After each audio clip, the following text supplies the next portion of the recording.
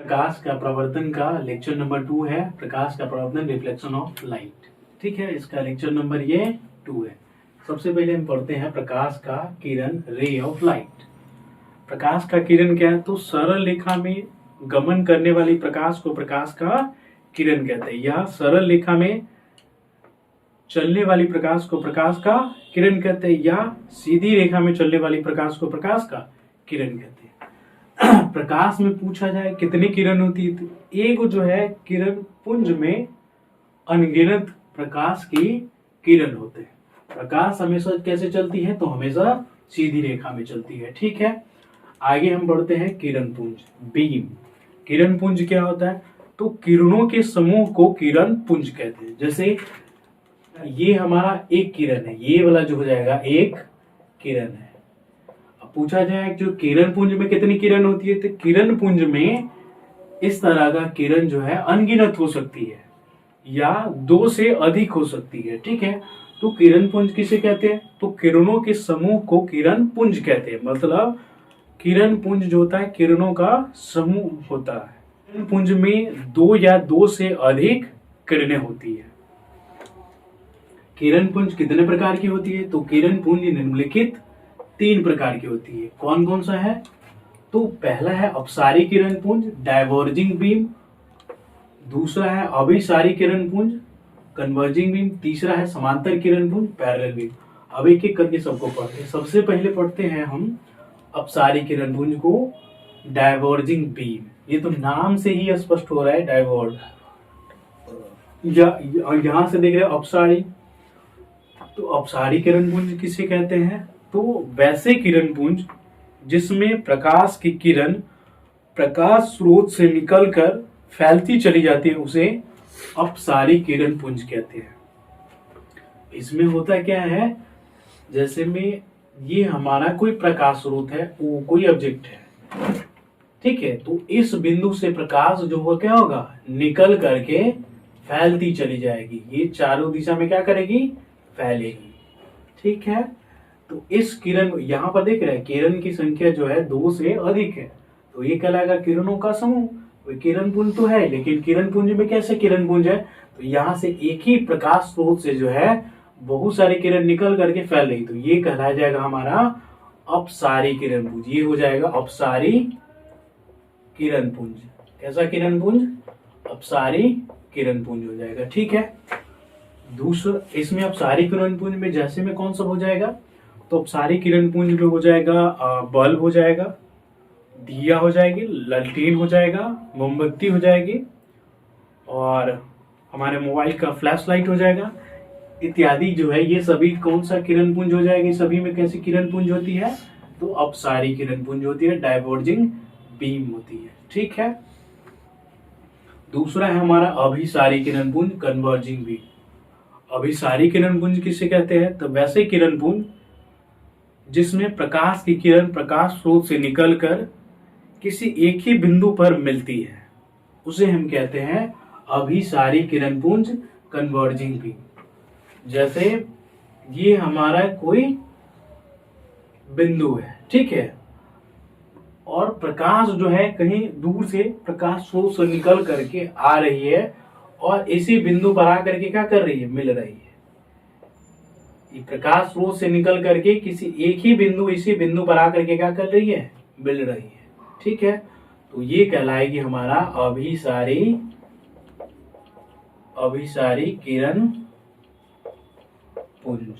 ठीक है, इसमें प्रकाश की किरण प्रकाश स्रोत से निकल करके एक ही बिंदु पर मिलती है, और इसमें क्या होता है? प्रकाश की किरण एक बिंदु से निकल करके फैलती चली जाती है। ठीक है, तीसरा है हमारा समांतर किरण पुंज, पैरेलल बीम। तो समांतर किरण पुंज क्या होते हैं? तो वैसे किरण पुंज जिसमें प्रकाश की किरण प्रकाश स्रोत से निकलकर एक दूसरे के समांतर चली जाती है, उसे कहते हैं समांतर किरण पुंज, पैरेलल बीम कहते हैं। जैसे इसमें क्या हो जाएगा? तो समांतर किरण पुंज में प्रकाश की किरण प्रकाश स्रोत से निकल करके एक दूसरे के समांतर क्या करेगी? चली जाएगी।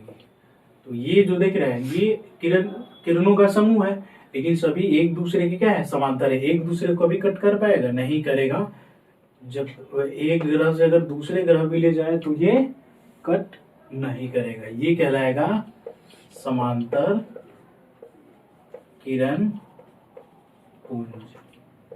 ठीक है बा, इसमें जैसे क्या हो जाएगा, तो समांतर किरण पुंज में हो जाएगा वो लेजर लाइट होता है, लेजर लाइट या लेजर प्रकाश कह सकते हैं। ठीक है, इसमें जो होता है ये टॉर्च टाइप का होता है, तो इसमें प्रकाश हमेशा कैसे चलती है, सीधी रेखा में एक दूसरे के समांतर चलती है। और क्या हो जाएगा, तो सूर्य प्रकाश भी हो जाएगा। सूर्य प्रकाश हमारा जो है अपसारी किरण पुंज का भी उदाहरण हो सकता है। ठीक है, और किसका, समांतर किरण पुंज का भी। समांतर किरण पुंज का कैसे हो जाएगा, तो इसको एक नोट में लिख सकते हैं हम कि सूर्य जो है अनंत दूरी पर स्थित है, जिसके कारण सूर्य से आने वाली प्रकाश की किरण समांतर किरण पुंज माना जाता है। कैसे, जैसे समझिए कि ये हमारे पास एक सर्किल है, ये बड़ा सा दिखाई दे रहा है, ये बड़ा सा सर्किल है। ये बड़ा सर्किल को कहीं से भी काटेंगे तो टेढ़ा होगा, कभी जो है सीधा होगा नहीं होगा, लेकिन हो सकता है। इसको थोड़ा थोड़ा काटते चलिए, इतना काटते, एक टाइम आएगा एकदम छोटा काटिएगा तो एकदम से लगभग ये क्या हो जाएगा, सीधा सीधा ही निकल करके आएगा। ठीक है, उसी तरह से सूर्य जो है बहुत दूर अनंत दूरी पर है, जिसके कारण उससे लाइट जो है आते आते समांतर हो सकती है। इसीलिए जो है सूर्य से आने वाली प्रकाश की किरण समांतर किरण पुंज माना जाता है नहीं, माना जाता है। ठीक है, अभी सारी किरण पुंज का एक उदाहरण है, तो इसमें आता है अवतल दर्पण और उत्तल लेंस। ठीक है, ये कैसे हो जाता है अभिसारी किरण पुंज, इसको हम आगे देखेंगे आगे वाले वीडियो में। ठीक है, स्पष्ट हो जाएगी इससे। अब आगे बात करते हैं, पदार्थ निम्नलिखित 3 प्रकार के होते हैं। ठीक है, पदार्थ निम्नलिखित 3 प्रकार, पदार्थ तो अनगिनत प्रकार के होते हैं, लेकिन हम ये जो पदार्थ पढ़ रहे हैं प्रकाश के लिए पढ़ रहे हैं, तो प्रकाश के लिए पदार्थ जो है 3 प्रकार के होते हैं। पहला है पारदर्शी पदार्थ, ट्रांसपेरेंट मैटर। दूसरा है अपारदर्शी पदार्थ, ओपाक्यू मैटर। तीसरा है पारभासी पदार्थ, ट्रांसलूसेंट मैटर। और इसमें एक एक करके पढ़ते हैं। पहला है पारदर्शी पदार्थ, तो ऐसे पदार्थ जिनसे होकर प्रकाश आसानी से पार कर जाती है उसे कहते हैं पारदर्शी पदार्थ। ऐसे पदार्थ जिनसे होकर प्रकाश आसानी से पार कर जाती है उसे हम कहते हैं पारदर्शी पदार्थ। तो बहुत सारे ऐसे पदार्थ है जिनसे से प्रकाश क्या करती है, आसानी से पार कर जाती है। जैसे में हवा हो गया, कांच हो गया, पानी हो गया, इस सब से प्रकाश आसानी से एक तरफ से दूसरे तरफ चली जाती है, तो ये सभी हो जाएगी पारदर्शी पदार्थ। इस सब का उदाहरण बहुत इंपॉर्टेंट है। ठीक है, ध्यान में रखना। दूसरा है अपारदर्शी पदार्थ, ओपाक्यू मैटर। तो वैसे पदार्थ जिनसे होकर प्रकाश पार नहीं करता है उसे हम कहते हैं अपारदर्शी पदार्थ। जैसे तो बोर्ड में कितनों बड़का लाइट ले आएंगे, इस पार से इधर जला देंगे तो उस पार लाइट जाएगा, नहीं जाएगा, ये दीवार हो जाएगा। ठीक है, हमारा बॉडी होगा, कितनों बड़का लाइट जल रहा है, पीछे पार हमारे बॉडी को पार नहीं कर पाएगी लाइट, तो ये सभी पदार्थ हो जाएगी कौन सा, अपारदर्शी पदार्थ, जेकरा से प्रकाश बिल्कुल भी पार न करेगा। ठीक है, जैसे में हमारा किताब हो जाएगा, पेज नहीं होगा, किताब हो जाएगा। ठीक है, उससे प्रकाश पार नहीं करती है। ठीक है, तीसरा है हमारा पारभासी पदार्थ, ट्रांसलूसेंट मैटर। तो वैसे पदार्थ जिनसे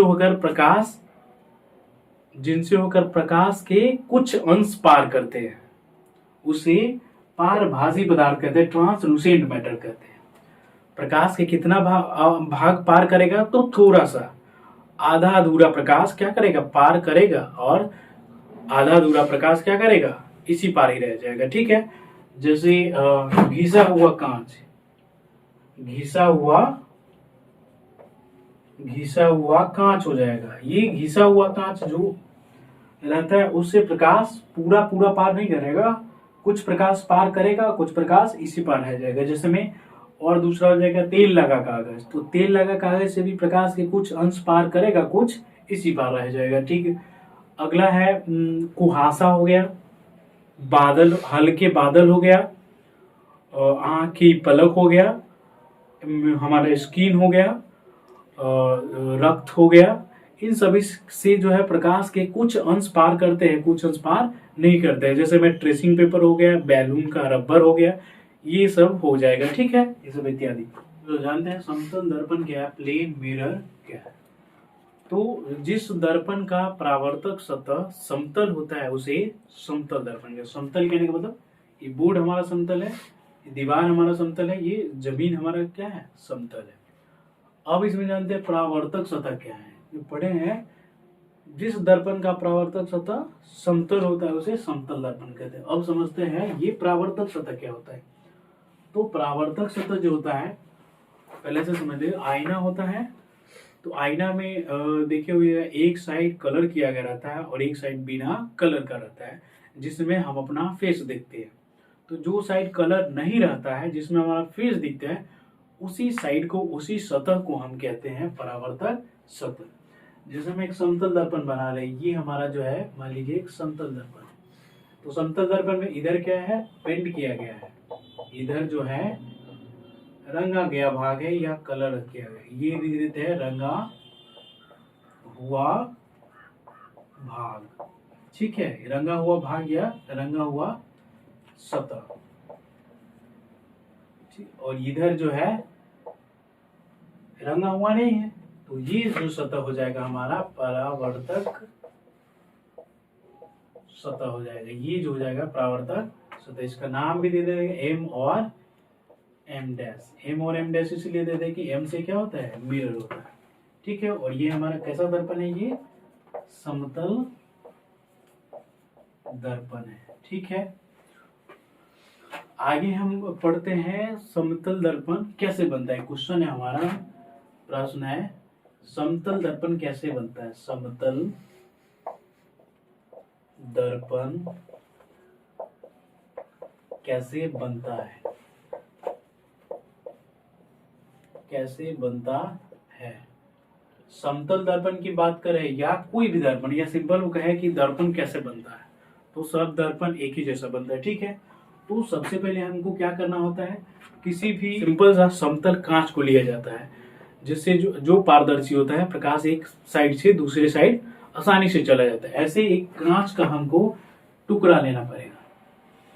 मान लीजिए हमने एक ये कांच का टुकड़ा ले लिया, ठीक है, ये कांच का एक टुकड़ा है, ये कांच का टुकड़ा है, ले लिया। और कांच का एक टुकड़ा के जो है एक साइड के दोनों साइड में से किसी एक साइड पर पहले उस पर जो है चांदी की पतली परत चढ़ाई जाती है। चांदी की पतली परत चढ़ा दिया गया। मान लीजिए ये चांदी की पतली परत है, ये चांदी की पतली परत है, ठीक है। और चांदी की पतली परत चढ़ाने के बाद उसको किसी गहरे रंग से, कोई भी कलर कर से, गहरे रंग से पेंट जो होता है, जिसे दरवाजा वगैरह कलर किया जाता है, ग्रिल वगैरह, उस टाइप का जो है कलर से क्या किया जाए, पेंट कर देने पर, मान लीजिए ये जो है हम किसी गहरे रंग से पेंट कर दे रहे हैं, ठीक है, ये गहरे रंग से। ये भीतर वाला जो है क्या है, चांदी की पतली परत है, और ये ऊपर में क्या है, गहरे रंग से पेंट है, पेंट, ठीक है, ये किसी गहरे रंग से पेंट है। अब जो है ये हमारा बन गया कैसा, ये कुछ ऐसा बनेगा हमारा समतल दर्पण या कोई भी दर्पण, ठीक है, एम और एम डैश। ये हमारा बन गया समतल दर्पण। ये रंगा हुआ भाग है,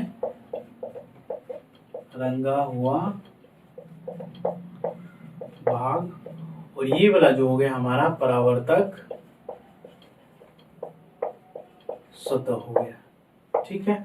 तो समतल दर्पण कैसे बनता है, तो किसी भी एक समतल कांच को लिया जाए, समतल कांच के टुकड़ा को लिया जाता है, उसके बाद समतल कांच के किसी एक भाग पर पहले चांदी की पतली परत चढ़ा दिया जाता है, उसके बाद चांदी की पतली परत के ऊपर किसी भी गहरे रंग से पेंट कर दिया जाता है, तब जो है हमारा बन के तैयार हो जाता है समतल दर्पण, या कोई भी दर्पण इसी मेथड से बनता है, ठीक है।